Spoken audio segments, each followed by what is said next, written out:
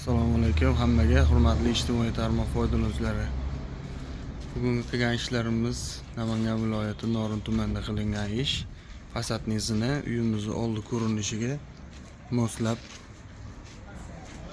oddiy обычный zina qilish zakasi tushganda shuni qilib bitirdik. Mana bu to'qiy jarayonlardan keyin svejiy holatda zinamiz bilan tanishtirib o'tamiz. Do'stlar, zinamizni joyimizni общий balandligi 1.15 16 santimetrdan 7 stupinga tushgan.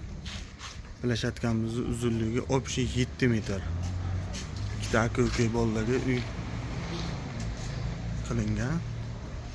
Uyga ham ko'rib baho berishingiz mumkin. 3 xona bu yoqda, 3 xona bu yoqda. Plashadkalarimiz tekizligiga ham baho berib o'tasizlar. Bizni qo'llab-quvvatlash niyatida bo'lganlar faqat like va kommentariy orqali kanalimizga yangi mehmonlar obuna bo'lib qo'yishingizni iltimos qilamiz. Bundan-da ko'ra, ya'ni Xudo xolasa yaxshiroq zinalarni qo'yib o'tish oldinda bu yoqda yana qo'shnilar ham zakaz berganlar, burgut zinaga zakaz bo'lgan, fasadning burgut. Uni ham videosini qo'yib tanishtirib o'tishga harakat qilamiz.